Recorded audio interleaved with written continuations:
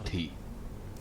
नमस्कार, उत्तराखंड की खबरों के साथ मैं हूं मनोज मानस। खबरों का रुख करेंगे उससे पहले देख लेते इस वक्त की अहम सुर्खियां। सीएम धामी ने शासकीय आवास पर बैठक की है। सीएम धामी ने अधिकारियों को दिए निर्देश, कहा अध्यस्थ पाक नागरिकों की तत्काल वापसी हो, किराएदारों का सत्यापन न करने पर लगेगा अर्थदंड। चारधाम यात्रा 2025 में महज 5 दिन शेष, 30 अप्रैल से शुरू होगी। उत्तराखंड में चारधाम यात्रा की तैयारियों में जुटी है धामी सरकार। चारधाम यात्रा से पहले हरिद्वार में ग्रीन कार्ड की भीड़, वाहनों के लिए अनिवार्य हुआ ग्रीन कार्ड।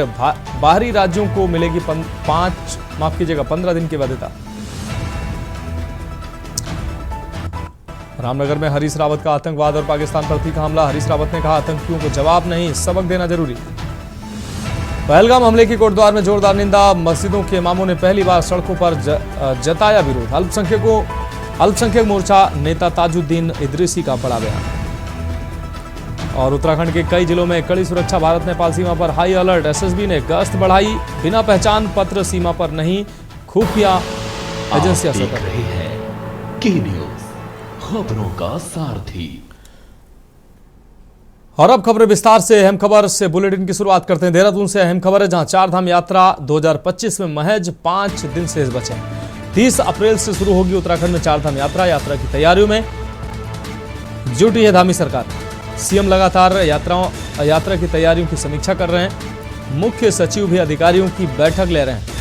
2024 में 50 लाख श्रद्धालु आए थे यात्रा में। अर्थव्यवस्था, आपको बता दें, अव्यवस्थाओं की पुनरावृत्ति न हो, सीएम का यह आदेश है।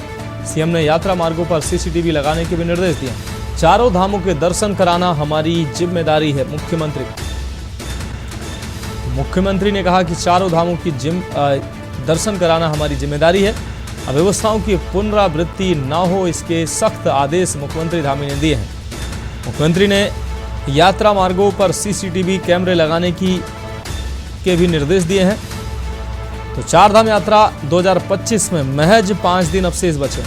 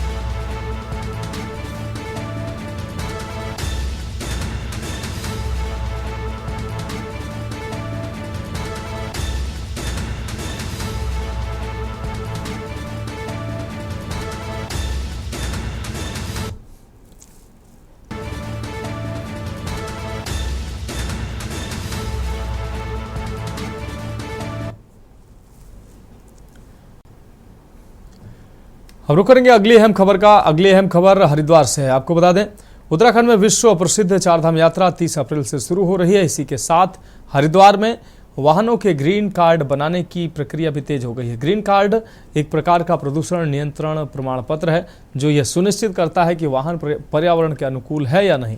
हरिद्वार के ARTO कार्यालय पर इन दिनों भारी भीड़ देखने को मिल रही है, जहां वाहन स्वामी अपने दस्तावेजों की जांच करवाकर ग्रीन कार्ड प्राप्त करने के लिए लाइन में खड़े हैं।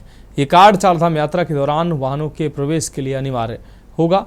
ARTO कार्यालय के प्रशासनिक अधिकारी निखिल शर्मा ने जानकारी देते हुए बताया कि इस बार बाहरी राज्यों से आने वाले वाहनों को सिर्फ 15 दिनों की वैधता वाला ग्रीन कार्ड ही जारी किया जाएगा।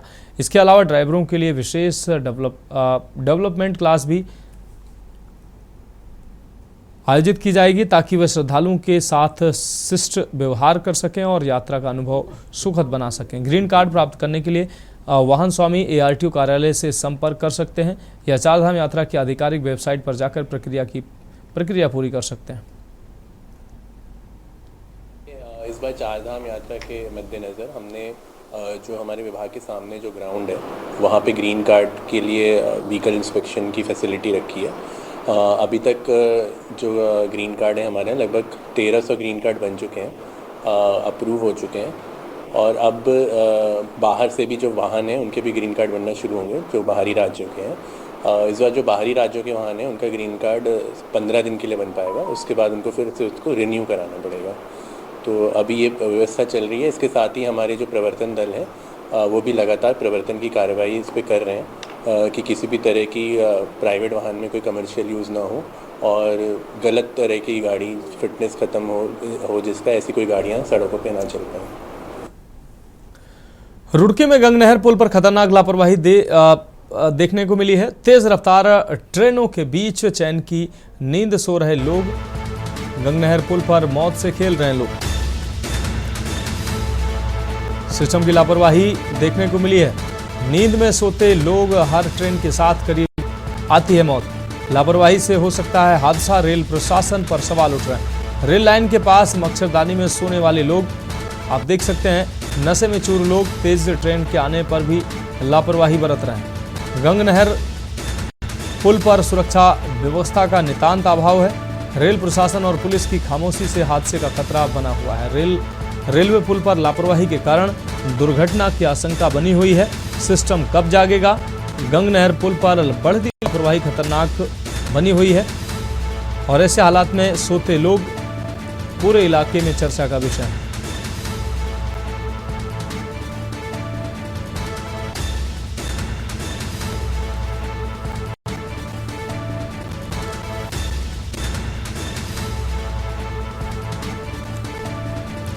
आप देख सकते हैं रेलवे ट्रैक के बीच में किस तरीके से मच्छरदानी लगाकर लोग सोते नजर आ रहे हैं। बड़ी लापरवाही है। अब बढ़ते हैं अगली खबर की ओर। आईआईटी रुड़की में विकसित भारत विषय पर सेमिनार का आयोजन किया गया है, जिसमें मुख्य अतिथि के तौर पर विधानसभा अध्यक्ष रितु खंडूरी ने शिरकत की है। सेमिनार के माध्यम से आईआईटी के छात्र छात्राओं को विकसित भारत के उद्देश्य और लक्ष्य के संबंध में जानकारी दी गई। विधानसभा अध्यक्ष रितु खंडूरी ने कहा कि आज के समय में ये बहुत जरूरी है कि सनातन भारत में जो पुरानी पद्धतियां रही हैं उन्हें सहेज कर रखा जाए और आज के युग में साइंस के साथ समन्वय बनाकर 2047 तक विकसित भारत बन सके, इस पर चर्चा की गई। विधायक प्रदीप बत्रा ने कहा कि आज का सेमिनार बहुत महत्वपूर्ण रहा और सेमिनार के माध्यम से छात्र छात्राओं को जानकारी दी गई कि प्रधानमंत्री नरेंद्र मोदी की सोच विकास के साथ विरासत को संजोकर रखना है।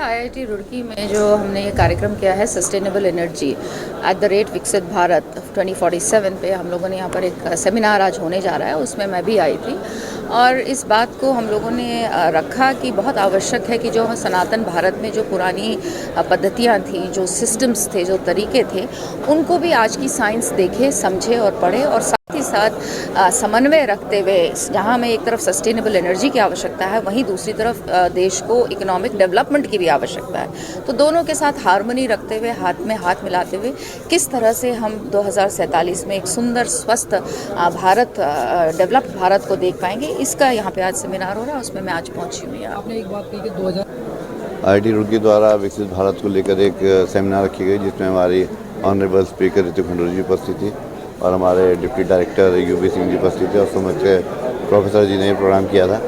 तो आज यहाँ पर आकर बच्चों के बीच में अच्छा लगा। बच्चों को विकसित भारत के उद्देश्य और लक्ष्य के बारे में बताया कि जो लक्ष्य हमारे प्रधानमंत्री दिया है उसको पूरा करना हमारे सबकी जिम्मेदारी बनती है और हम इस ओर बढ़ें, आगे बढ़ें और विकास भी और विरासत दोनों को हम लोग संजो कर आगे बढ़ाएं, क्योंकि विकास से ज़्यादा विरासत भी ज़रूरी है। और विकास अगर होगा तो जो हमारी जो विरासत है, हमारे जो संस्कार हैं, संस्कृति है, हमारे जो ग्रीन बेल्ट्स हैं, हमारा जो ग्रीन टेक्नोलॉजी है, उसको आगे बढ़ाने का हम लोग काम करें तो निश्चित रूप से बात 2047 में विकसित भारत भी बनेगा और आत्मनिर्भर भारत भी बनेगा। अब रुक करेंगे अगली अहम खबर का। नैनीताल लिटरेचर फेस्टिवल 2025 में प्रसिद्ध भारतीय लेखिका और स्तंभकार शोभा डे ने युवाओं के बीच किताबों की पढ़ाई को बढ़ावा देने पर जोर दिया। उन्होंने कहा कि आजकल युवाओं में किताबें पढ़ने की आदत धीरे धीरे घट रही है, जो चिंताजनक है। शोभा डे ने सुझाव दिया है कि इस तरह के फेस्टिवल में बच्चों के लिए एक सत्र आयोजित किया जाए ताकि उन्हें पुस्तकों से जोड़ने की शुरुआत हो सके। उन्होंने कहा कि आजकल सोशल मीडिया की तरफ युवाओं का ज़्यादा झुकाव है, लेकिन बच्चों की आदतें बदलने के लिए अभिभावकों को भी जिम्मेदारी लेनी होगी। लेखिका ने अभिभावकों से अपील की है कि वह घर में किताबें रखें और बच्चों को उन्हें पढ़ने के लिए प्रेरित करें। शोभा ने अपनी उपन्यासों और स्तंभों के माध्यम से शहरी भारतीय जीवन और महिलाओं के मुद्दों को हमेशा उजागर किया। कि ये फेस्टिवल है नैनीताल लिटरेचर फेस्टिवल, अगर अगले साल से स्पेशल सेक्शन वो रखें बच्चों के बुक्स के लिए और बच्चों को बुलाएं टू पार्टिसिपेट और उनकी कहानी हमें पहुंचाने दें। That will be something worthwhile, क्योंकि बच्चों की जो आदत जा रही है, उनको इतना बम्बार्डमेंट हो रहा है इलेक्ट्रॉनिक मीडिया से, ये पेरेंट्स की भी रिस्पॉन्सिबिलिटी है कि उनके लिए लिमिटेड टाइम देना चाहिए। वो कुछ थोड़ा बहुत देख सकते हैं ऐसे, यू कांट स्टॉप देम, पर अगर आपके घर में 5 किताबें आप रखिए बच्चों के लिए, वो ऑटोमेटिकली पढ़ने लगेंगे, क्योंकि उनकी क्यूरियोसिटी बढ़ जाएगी, उनका इंटरेस्ट बढ़ जाएगा, और उनको ऐसे लगेगा कि इसमें जो है वो इतना हमारे लिए कितनी अच्छी बात है, उनके इमेजिनेशन के लिए इतनी अच्छी बात है। बढ़ेगा अगली खबर की ओर। खबर रुद्रपुर से है, जहां 7वीं कक्षा में पढ़ने वाली एक छात्रा के साथ दिल दहला देने वाली वारदात सामने आई। ये एक युवक ने खुद को सूरज बताकर छात्रा से दोस्ती की और डांस प्रतियोगिता में शामिल कराने के बहाने उसे कक्षा के गेस्ट हाउस ले गया। वहां युवक जिसका असली नाम समीर निकला, उसने अपने दोस्त के साथ मिलकर चाकू और तमंचे की धमकी देकर छात्रा से दुष्कर्म किया। आरोपियों ने घटना का वीडियो भी बनाया और वायरल करने की धमकी दी। पुलिस ने छात्रा की मां की तहरीर पर मामला दर्ज कर लिया है और फरार आरोपियों की तलाश जारी है।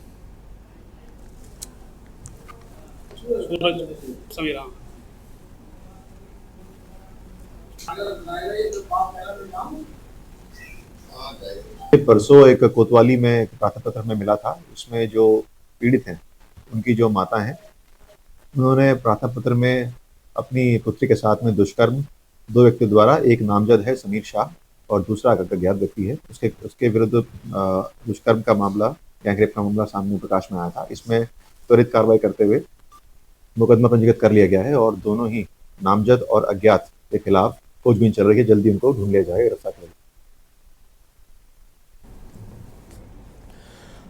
उत्तराखंड में चारधाम यात्रा 30 अप्रैल से शुरू होने जा रही है। इसी बीच जम्मू कश्मीर के पहलगाम में हुए आतंकी हमले के बाद उत्तराखंड में भी उबाल देखने को मिल रहा है। हिंदू संगठन की ओर से धमकी देने के बाद कश्मीरी छात्रों की सुरक्षा के लिए देहरादून में पीएससी तैनात की गई है। पुलिस की ओर से संवेदनशील इलाकों में अतिरिक्त फोर्स को तैनात किया गया है। देहरादून में कश्मीरी छात्र छात्राओं की सुरक्षा के लिए पीएससी तैनात कर दी गई है। देहरादून एसएसपी अजय सिंह ने इन छात्रों के शिक्षण संस्थानों और पीजी संचालकों को सुरक्षा सुनिश्चित करने के लिए निर्देश भी दिए हैं। उन्होंने कहा है कि कश्मीरी छात्रों की सुरक्षा में कोई व्यवधान होने पर पुलिस को तत्काल सूचना दी जाए। दरअसल हिंदू संगठनों ने सोशल मीडिया पर कश्मीरी छात्रों को देहरादून छोड़कर वापस लौटने को कहा था, जिसे जम्मू कश्मीर स्टूडेंट्स एसोसिएशन ने यह मुद्दा डीजीपी के सामने उठाया। इसी क्रम में पुलिस ने शिक्षण संस्थानों के साथ बैठक की। एसएसपी देहरादून ने पुलिस की सूची के अनुसार देहरादून के विभिन्न संस्थानों में 1201 कश्मीरी छात्र छात्राएं पढ़ते हैं। जम्मू कश्मीर के पहलगाम में निहत्थे पर्यटकों पर हुए आतंकी हमले के बाद उत्तराखंड पुलिस चारधाम यात्रा को लेकर अलर्ट नजर आ रही है। ADG law and order V Murugesan का कहना है कि पुलिस सभी जगह चेकिंग अभियान चला रही है।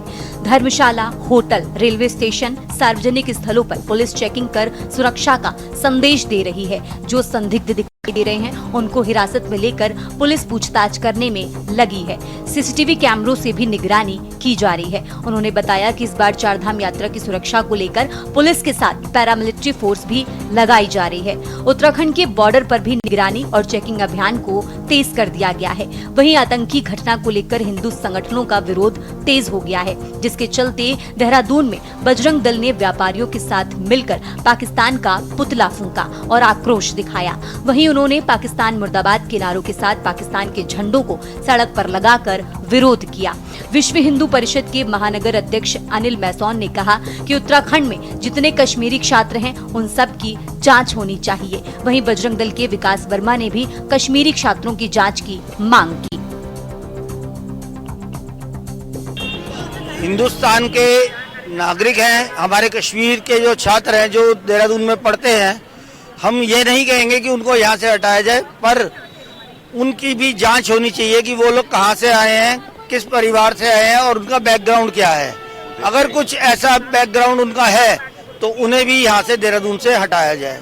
पुलिस से हम इस बात की मांग करते हैं कि वो सत्यापन करवाएं कि ऐसे विद्यार्थी जो कश्मीर से आए हुए हैं वो किस उपदेश से आए हुए हैं और उनका बैकग्राउंड क्या है। टोले ही तो है। 2018 में शोएब नाम का वे लड़का जो अल्पाइन इंस्टीट्यूट में पढ़ता था, वो हिजबुल मुजाहिदीन संगठन में भर्ती हुआ और भर्ती होने के बाद विद्यालय को पता लगता है, पुलिस को तब पता लगता है जब उसने सोशल मीडिया पर असॉल्ट राइफल के साथ अपनी फोटो पोस्ट की, तब पुलिस को पता लगता है। प्रशासन आके मूंद कर बैठा है, स्कूल प्रशासन पैसे से दब चुके हैं, सब जिहादी मानसिकता के लोग उस विद्यालय में पढ़ रहे हैं, हमारी बेटियों को हनी ट्रैप में वो लोग यूज कर रहे हैं। पहलगाम का जो हमला है, जो घटना हुई है, वो एक दुखद घटना है और उसको लेकर के उत्तराखंड के अंदर भी माननीय मुख्यमंत्री जी ने दिशा निर्देश दिए हैं कि जो हमारे कश्मीर से लोग यहाँ पर आए हुए हैं, चाहे पढ़ने के मकसद से आए हो, चाहे अपना व्यापार करने के मकसद से आए हो, उनकी सुरक्षा भी हो और गलत तरीके से कोई भी कृत्य यहाँ पर ना हो। और एसएसपी जी ने कल देहरादून वालों ने भी कहा था कि जिस तरीके से लोग बार बार उनको बाहर निकालने के लिए कह रहे हैं या यहाँ से निकालने की बात कर रहे हैं,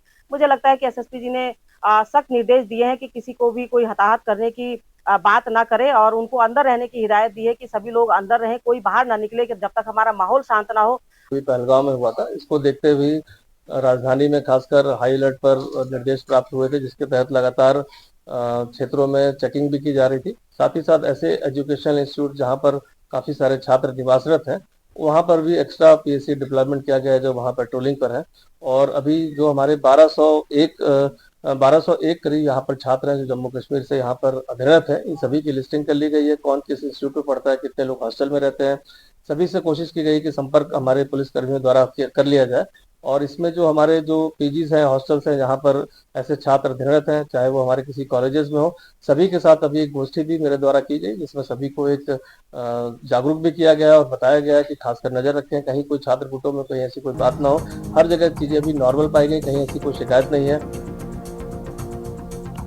वहीं जम्मू कश्मीर के पहलगाम में बीते दिन हुए आतंकी हमले के बाद उत्तराखंड में भी अलर्ट कर दिया गया है। उत्तराखंड पुलिस मुख्यालय के निर्देश के बाद प्रदेश के सार्वजनिक स्थलों के साथ ही मार्ग पर चेकिंग अभियान चलाया जा रहा है। पहलगाम में हुए आतंकी हमले के बाद जहां एक ओर उत्तराखंड राज्य में अलर्ट कर दिया गया है, तो वहीं दूसरी ओर शुरू होने जा रही चारधाम यात्रा को लेकर भी पुलिस मुख्यालय सावधानियां बरतने संबंधित रोड मैप तैयार पर जोर दे रहा है। साथ ही पुलिस मुख्यालय केंद्र सरकार से केंद्रीय रिजर्व बल राज्य को उपलब्ध कराने के लिए भी प्रयास कर रहा है, जिसके तहत यात्रा पर आने वाले यात्रियों की आइडेंटिटी को चेक किया जाएगा। हालांकि सभी यात्री रजिस्ट्रेशन के आधार पर चारधाम की यात्रा पर आएंगे, लेकिन कई बार कुछ असामाजिक तत्व के लोग भी आ जाते हैं। साथ ही आपत्तिजनक वस्तुएं यात्रा में ना जा पाएं, इसके लिए बीच बीच डॉग स्क्वाड लगाकर चेकिंग कराया जाएगा। वहीं ADG law and order V Murugesan ने कहा कि चारधाम यात्रा में सख्ती के साथ यात्रियों के लिए यात्रा सुगम हो, इस पर भी विशेष ध्यान दिया जाएगा। लेकिन इस बात पर भी फोकस किया जाएगा कि यात्रियों को बेवजह परेशान ना किया जाए। इसके लिए भी पुलिस अधिकारियों को निर्देश दिए गए हैं।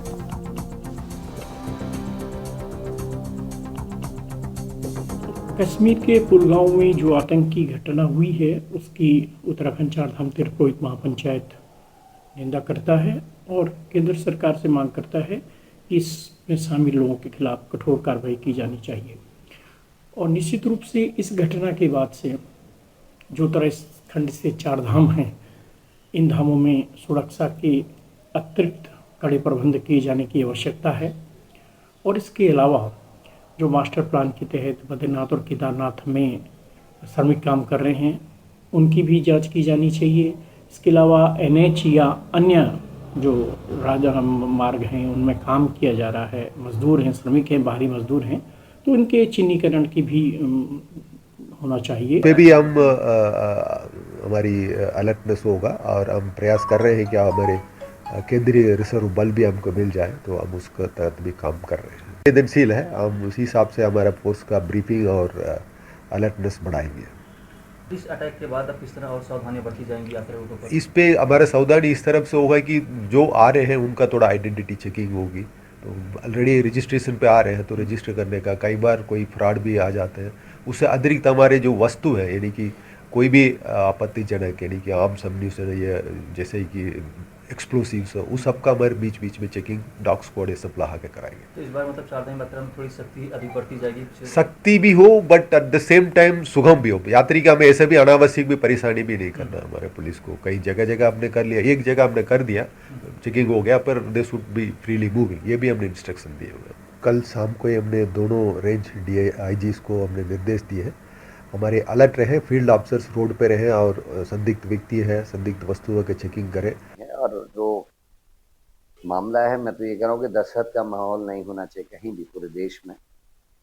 और पाकिस्तान के खिलाफ अगर कुछ होता है तो उसमें हम सरकार के संग खड़े हैं। बांग्लादेश के खिलाफ कुछ होता है तो हम सरकार के संग खड़े हैं। लेकिन देश के जो हिस्से हैं उसका हर नागरिक इस भारत का रहने वाला है, उसके खिलाफ किसी भी तरीके की हिंसा, मौखिक हिंसा, शाब्दिक हिंसा को हम सहन नहीं करेंगे। सरकार को अपने आनुवंशिक संगठनों को काबू में रखना चाहिए और उनके वक्तव्यों पर कड़ी नजर रखनी चाहिए। परसों जिस तरीके से एक संगठन ने जो बीजेपी से ताल्लुक रखता है, कश्मीर के नागरिकों के लिए एक बड़ी अभद्र बात कही है।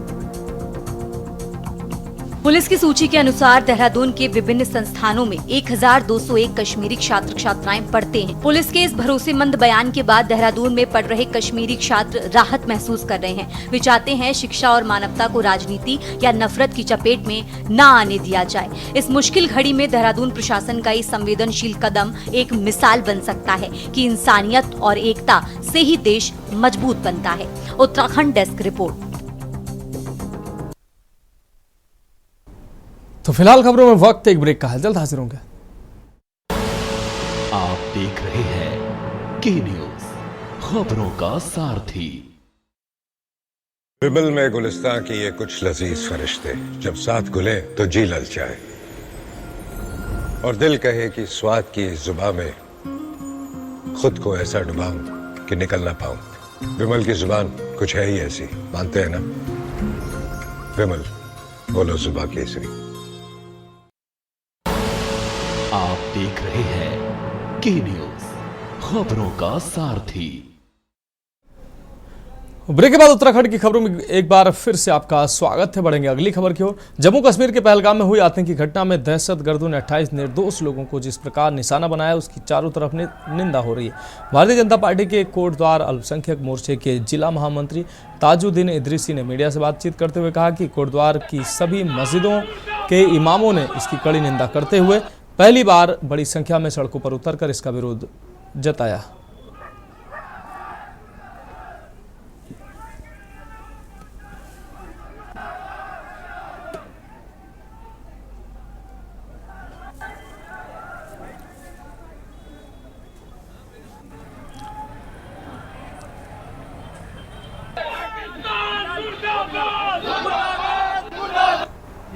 मेरे ख्याल से ज़्यादातर इमामों ने, जो भारत में जितनी भी मस्जिदों में कल जुमे की नमाज थी, बहुत अहम दिन माना जाता है और सबसे ज़्यादा जनसंख्या बकरा ईद के बाद जो होती है वो जुमे के दिन होती है।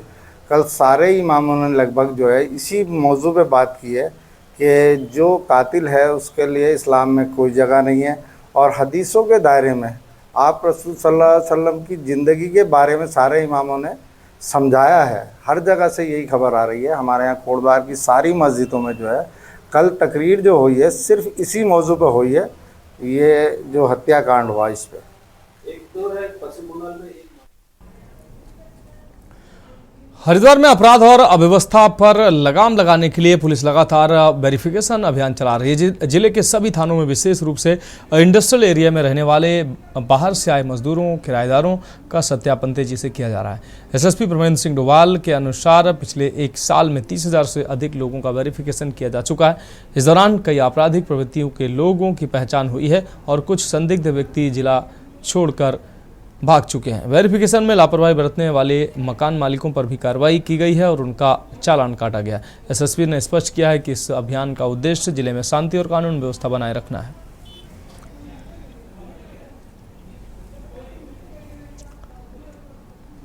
पिछले एक साल में करीब हम 30,000 से ऊपर लोगों का सत्यापन कर चुके हैं करीब, और कई लोगों से जो इसमें सत्यापन में जो उदासीन रह रहे हैं और उनके खिलाफ हम लोगों के द्वारा विशेष जो कार्रवाई भी की जाती रही है, उनके चालान भी हम लोगों के द्वारा किए जाते हैं। बिल्कुल, इसमें सत्यापन से कई महत्वपूर्ण सफलताएं हमें मिली हैं। इसमें कई जो अपराधी किस्म के व्यक्ति हैं उनके द्वारा तत्काल वो ऐसे घर खाली किए जाते रहे हैं, वो लोग तत्काल घर छोड़ के या नौकरी छोड़ के यहाँ से चले गए हैं।